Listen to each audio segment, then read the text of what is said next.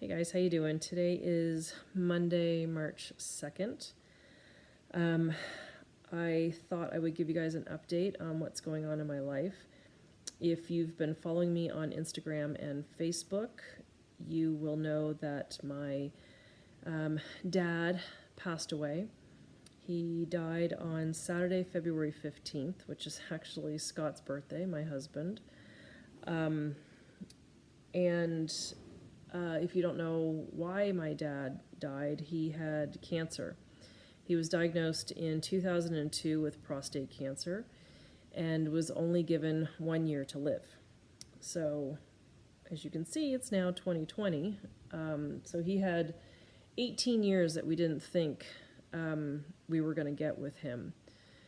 Mom was diagnosed in 2007 and passed away in 2010.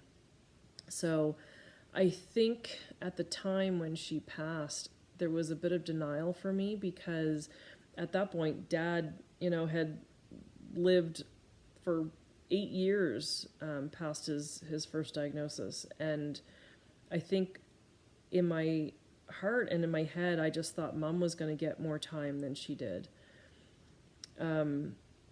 When Dad was diagnosed in 2002, I was pregnant with our youngest daughter, Kerrigan, and I didn't think he would even get to meet her. And not only did he get to meet her, he got to watch her grow up. And that was the other thing with Mom, was that the kids were so young. They were only 7 and 10 when she died. And there's a piece I have with Dad's passing, just because he got to see the kids grow up. He got to see where they are in their lives. He got to see where Scott and I are, and my sister Annette and her husband Brian. He got to see, what they're doing with their lives. And the other thing too was, now that we live in Calgary, Dad actually got up here to visit us and see where we live. And for me, there's comfort in that. He loved the area we live in. He loved our house. And just knowing that he was here really helps me. With Mom, she knew we were going to Bermuda, but we didn't get the paperwork and the visas cleared and all that before she died. And we had never been there before she passed away. So her and I would go online and look at some of the houses that were for rent and stuff like that. So she had a sense of where we were going, but she never got there. And I think for me, I just always wondered, does she know where we are? Dad came up here in September, and he was tired then, but he did well, and he drove through the mountains and drove all the way to BC to see his brother. And he came back up again on New Year's Day with my sister. If you saw that on my surprise video, I didn't know my sister was coming with him, so that was a huge surprise. And I know that trip took so much out of him, but I'm so grateful that he did the trip, and we got to the hockey game, and we drove to the mountains, and it's great memories that I will have forever. And I'm just so grateful that they made the trip and came up, and my sister came with them, and that was great because she was a huge help to him, and she's been a huge help to him for the past 10 years since we lost Mom, because she took him to every doctor's appointment, every surgery, every ER visit, every chemo, every radiation. She was there with him, and I thank her for that. I left home when I was 18, and I haven't been home since. It's been 30 years. And as you know, we move all the time, so I haven't been home to help, but she did so much for him. And it's going to be very hard on her to not have him right there. They live 2 doors away from each other. For me, I'm finding it hard not FaceTiming him. I started my new job, sort of. I had some training today, and when I left there, I called Scott, and I texted Kerrigan to tell her I was on my way, and then I went to FaceTime Dad, and he's not there. And I used to FaceTime him every day, and we would chat. Sometimes it was more than once a day, and I'm really gonna miss that. So instead, I called Annette and asked how her day was going, and she said she did the same thing, because today was her first day back to work, and it was the same thing. She wanted to give Dad a call. The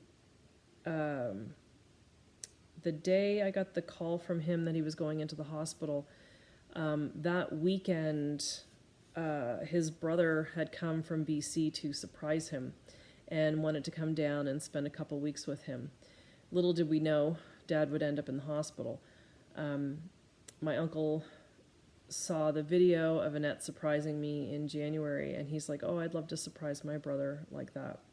So he flew to Halifax on February 1st, and he got in late, so he hid out at my sister's house, and then they went down and surprised him the next day on the 2nd. And Dad was so surprised. It was so cute. He was very surprised. And so they had a good day together. Monday the 3rd, Dad FaceTimed me to let me know he was on his way to the hospital. He wasn't feeling good and contacted the doctor, and she said to go in. And my uncle drove him to the hospital. So not the trip that he was expecting to have in Halifax. A couple days later, we found out from the doctor that Dad would not be going home from the hospital. That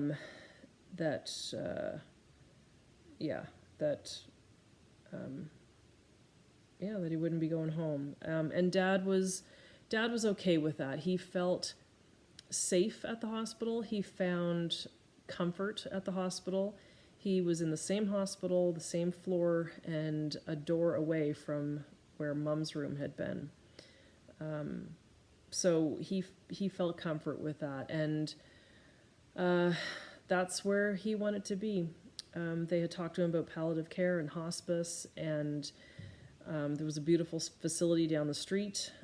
He never got to see it, and once he was in the hospital, like I said, he had a comfort there, and he felt safe, and he felt happy there. So we just kept him there. My sister helped him that week, and then I flew down by myself on Saturday the 8th. Scott and the kids stayed here. Bryn was still in BC at school, so they were here, but I got in on the 8th. I actually left here and was at the wrong gate. I just wasn't thinking straight. And Scott texted me. He said, Tanya, I don't think you're at the right gate, because he got the alert. I didn't get the alert that the gate had changed at the airport. So I had to run from gate A something, wherever I was, to C73. So I pretty much had to run the length of the airport. But I made it. I got there. I had a quick layover in Toronto, and then I ended up in Halifax that evening. So my sister picked me up, and we went straight to the hospital, and I got to see Dad. He was doing good, so we left him that evening, and then we would be there all day Sunday, and we'd go home, and all day Monday, and go home, and all day Tuesday. After Tuesday, we started staying around the clock, and we were there every day, all night. We were going on no sleep. There was a point where my sister and I had gone 4 days without sleep. I don't even know how we did it.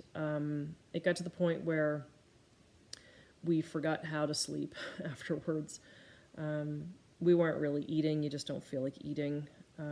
So we weren't very healthy through this, but we were there by his side, and we were there with him when he did pass. But we had some good conversations that week in the hospital. I told him that YouTube was thinking about him.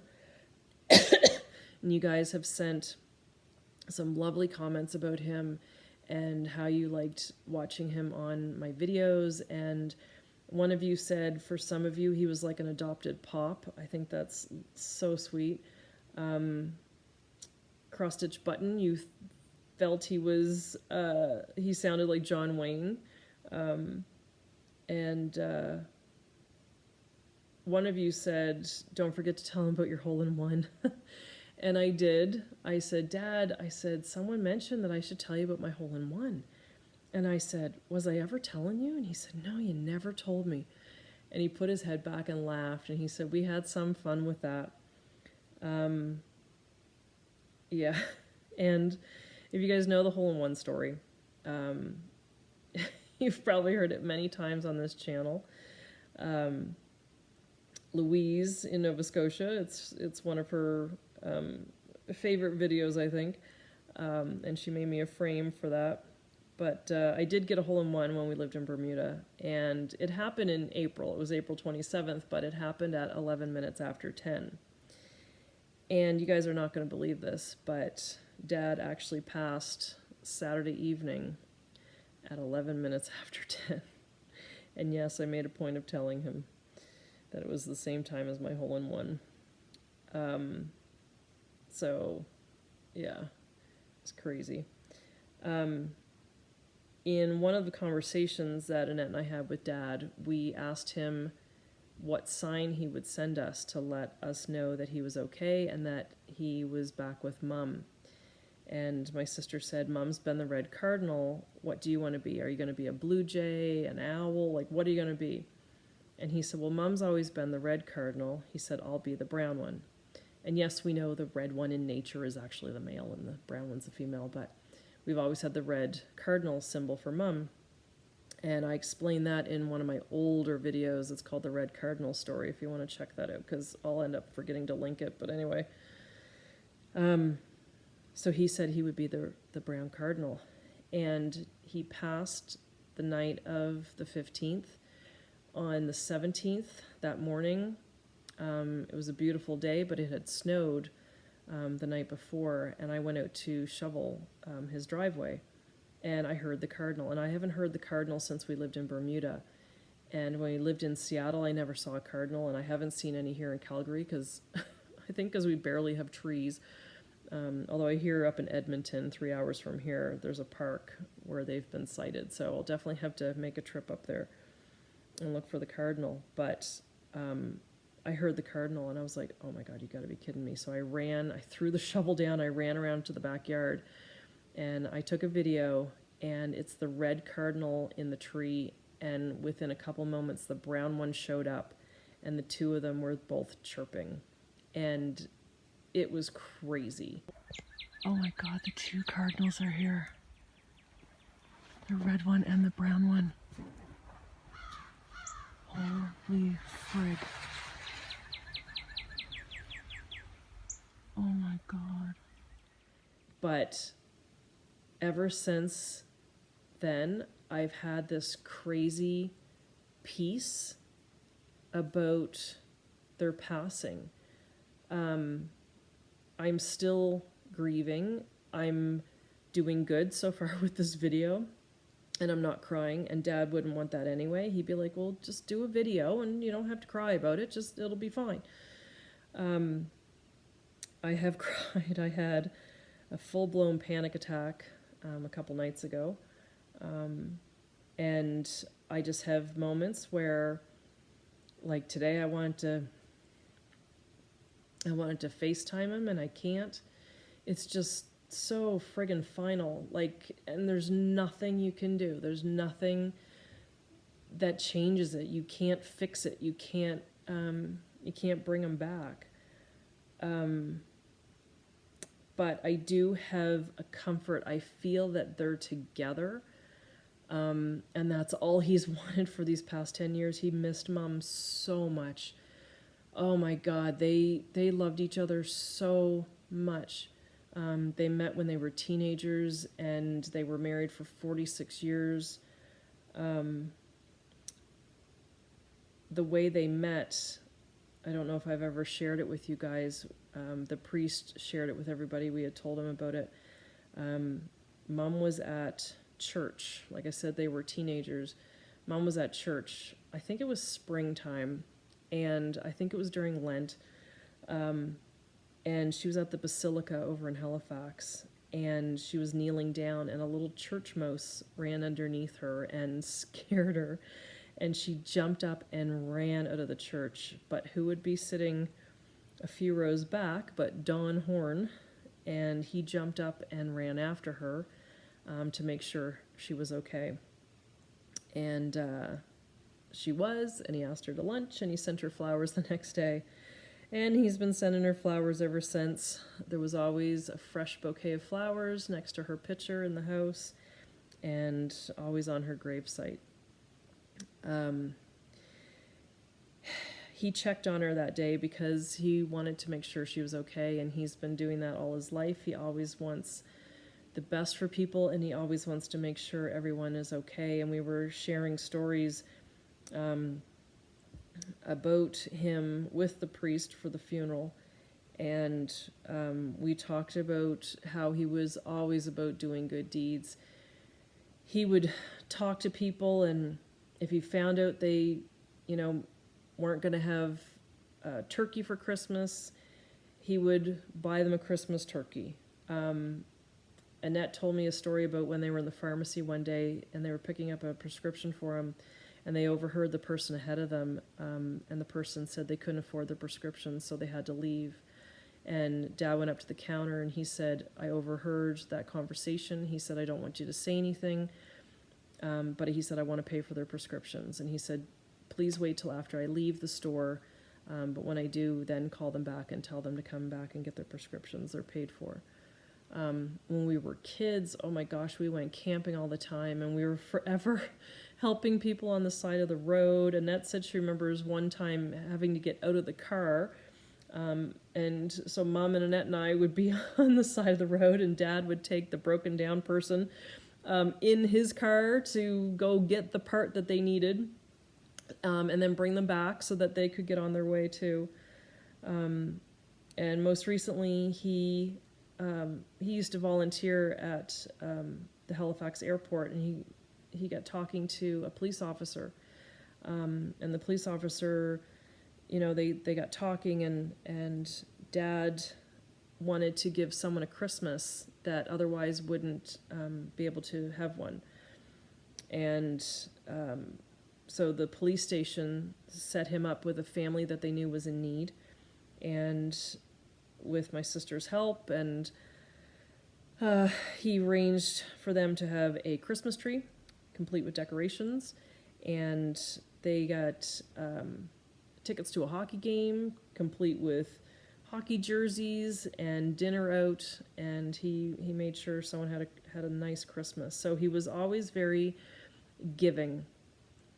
He would pay for people's dinners if they were out. I remember him and Mom went to dinner one time, and there was two young couples. It was like prom night or something, and he called the waitress over and paid for their dinner. So he was always doing stuff like that. He said, I saw that in a movie once, and I always wanted to do it. And he did it all the time. So he was very giving and wanted us to do the same. And for his final good deed, Dad has actually donated his body to science. He is currently at Dalhousie University in Halifax. He wanted to donate his body so that medical students could learn from him. So we didn't have an actual burial. We will do that in like 2 to 3 years, and we will get his remains back, and then we will have a proper burial. So he will be with Mom. We had a lovely funeral service for him. He kind of planned it. He wanted it on a Saturday so that people didn't have to leave work to come to the funeral. He wanted it at 11 o'clock. We have a connection with the number 11. Mom passed on June 11th. And stuff for us ever since she passed seems to happen on the 11th. And if there's an appointment or something we have to do, it usually happens on the 11th. Annette's dog that you saw in my last video, Penny, when they went to pick her up when she was a puppy, they went to get her and she was puppy number 11. So it was crazy. And then actually when we came back a week ago. We came back last Monday, and Scott and the kids and I. So they weren't there when Dad passed, but they came down on the 17th, and they were there for the funeral and everything. When we were coming back to Calgary, the four of us flew back here, and then Bryn had to keep going to university, and we got to the airport. Sorry, my phone has so many photos and stuff on it, it's really slow. But when we got to the airport, we had to basically run to her gate because her plane was already loading to go on to BC. And we got to the gate. You'll see that she was the last one walking through the door. And notice the gate number was number 11. And if you look at the timestamp on the photo, when I took the picture of her going through, it was at, oh, can you see it? Lighting issues. It was at 11:11. So there you go. So yeah, we've always had a connection with that. So when he passed, we looked at the clock, and of course it was 11 minutes after 10. And again, it was the same as my hole-in-one. So it was crazy. I brought some things back with me. One of the things I brought was his blue windbreaker. I bought that for him in Bermuda at the golf shop at the hotel, and we had so much fun golfing and riding scooters, and I'm so happy I have all those videos. I need to back them up because if YouTube ever closes shop someday, I'm going to lose all that. But yeah, I'm happy that I shared a little bit of who Dad was with you guys. You guys really seemed to like him and found him funny and just a very nice man. And he was amazing. And I am gonna miss him and Mom so much. It's very strange at this moment to not have parents. It's just Annette and I from that original family. But they were beautiful parents. They were so loving, and the two of them, neither one of them had picture perfect childhoods, and for the two of them to have come together and made such an amazing life for Annette and I, and for Scott and Brian, and for Evan and Kylie and Bryn and Kerrigan. It was just amazing, and I'm so proud that I had them. I'm so grateful that I had them. I am 48 years old, and I got to have them for 48 years, and a lot of people don't get to say that. Some people never meet their parents. Some people don't have them for very long. So I consider myself very lucky.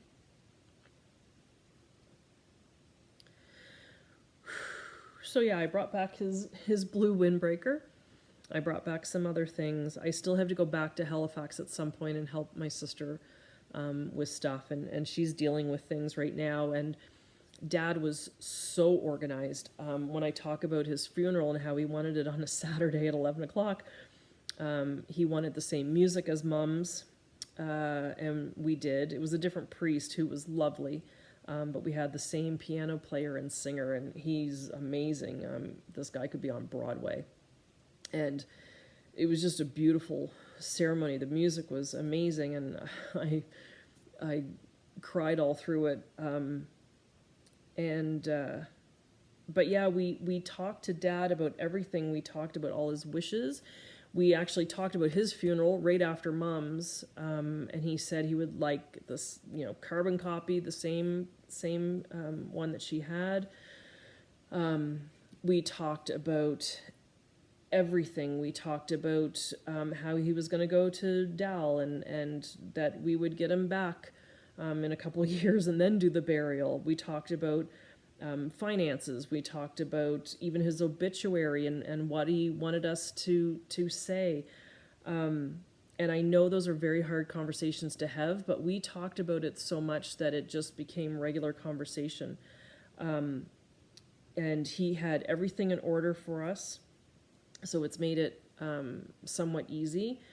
I would like to do that with our stuff. Scott and we have our paperwork somewhat organized, but I want to get it to a point that a monkey could come through my front door and know exactly where everything was and what to do with it. Because, God forbid something happens to me, something happens to Scott, something happens to the both of us. And the girls are left having to deal with everything. I want them to be able to know what to do and how to do it. So I really need to get that stuff organized. My job, I did first aid training this past weekend, all weekend. It was great, but oh my God, that was my weekend. Today I had training with my job, and I don't start my job until next week. So I have this week off still. So I would like to do that. The things I brought back from Dad's, I need to put those things away.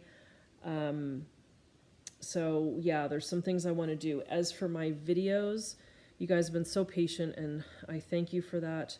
I will get back to doing regular videos. Dad was really encouraging me to do more craft videos, and I had actually talked to him in January about doing craft parties in my home, or if I was going to do parties at people's houses, and I wasn't sure if I was going to do that. And in the hospital, he's like, "Are you going to do that craft thing? I think that would be great." And so yeah, I don't know, but it's just weird getting back to regular life. Last Friday, Scott and Kerrigan and I went to an Alan Doyle concert. He used to be in the band Great Big Sea, who we love, and it was just such a fun night out. And that's what Dad would want us to do, just keep going and have fun and do the things, and we did. And then it's just weird because the next morning I wanted to call him and tell him all about it. But what I've been doing, and I've done this with Mom for years, is I just talk out loud. I talk as if they're FaceTiming them or they're on speakerphone or something. Obviously don't get a response, but it just makes me feel better and makes me feel like I'm still talking to them. So I do it a lot in the car. I remember in Bermuda driving around on my scooter, and I'd be talking to Mom. So yeah, I feel like I can still connect with them that way.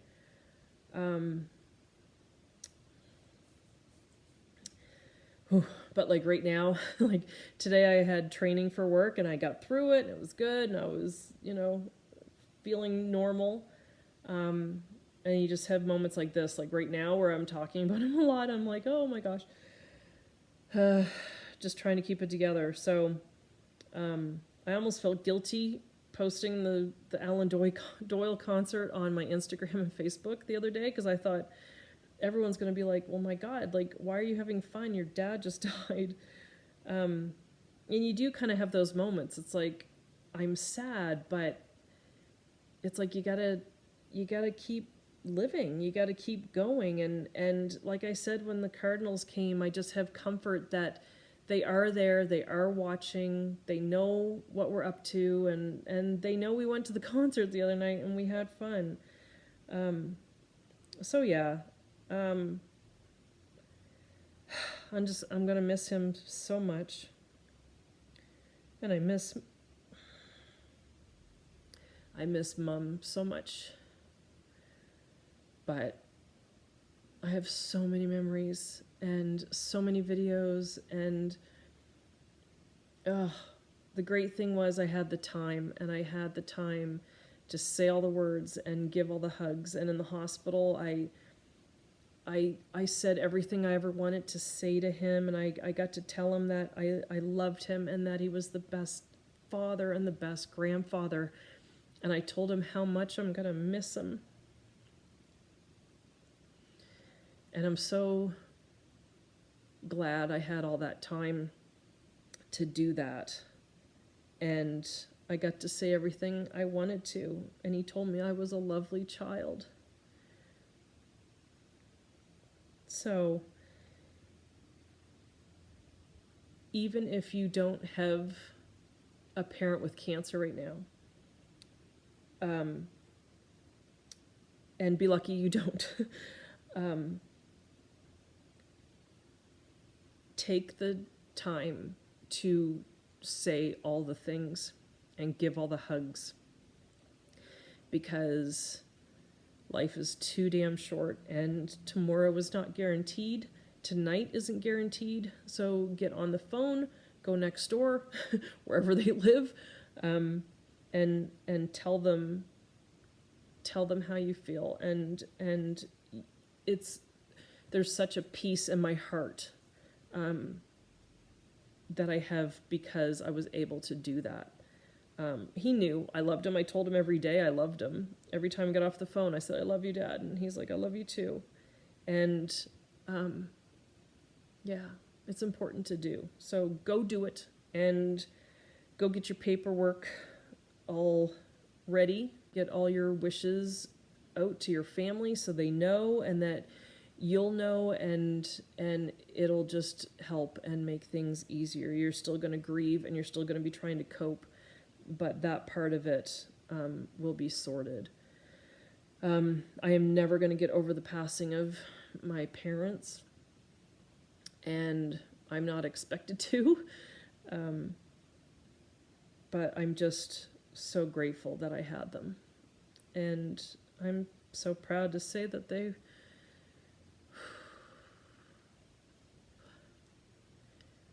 were my mom and dad. It's pretty cool.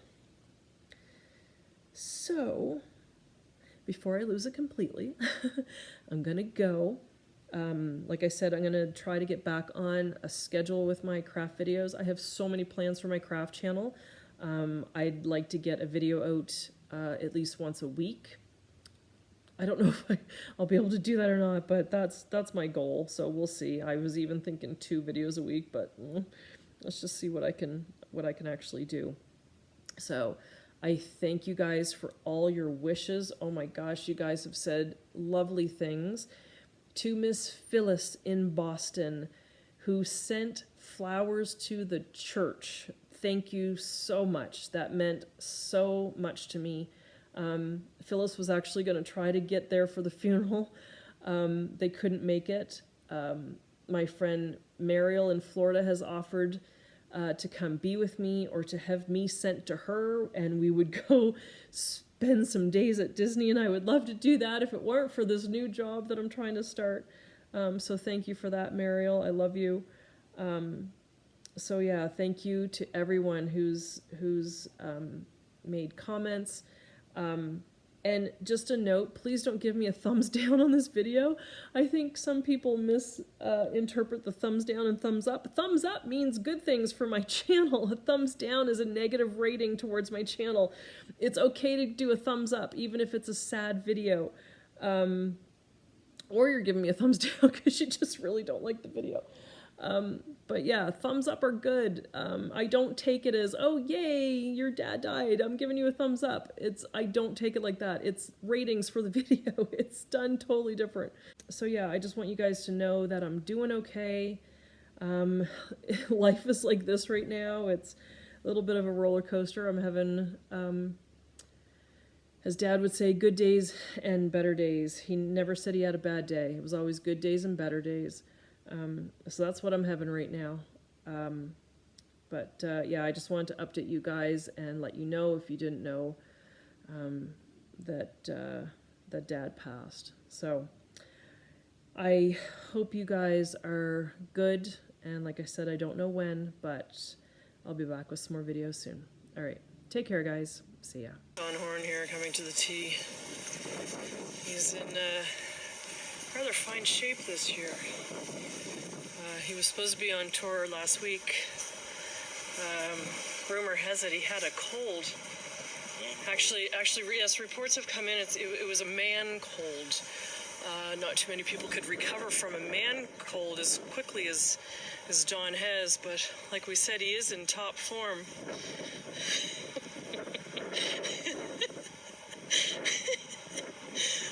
It's so windy. There you go.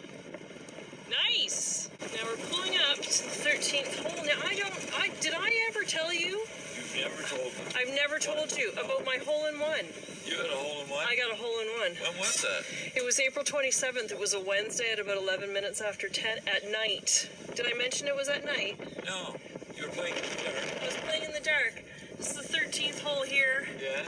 I teed off from, I think, that little junior spot right there. We're playing night golf. Sorry, the wind is going to affect my story here. Yeah. But I was playing night golf. Night golf, yeah. Hit my 3-iron. 300, yeah. And went in. No. Yeah. No. Yeah. Never told you. I've never told you that story? No. Well, not since last time we were here.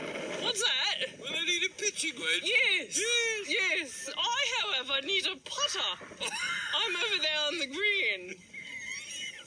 I'm far superior at this game. In one shot. In one shot. It's not as good as I've performed in the past. However, you were pretty spot on. At least we could find your ball this time. Well, now address the ball. Yes, address it. Hello, ball. Yeah. Are you ready? Yes. Beep it. It's a chip. It's not like I'm in this sandball. No. At the beach. Lovely. Lovely. Good form. Good form. Yes. Oh my God, we would get kicked out of any other golf course. Right now, this is the 13th hole. Yeah. Did I ever tell you about the 13th hole? No. I didn't? No. Oh my God, I got a hole-in-one. Get out. Yeah,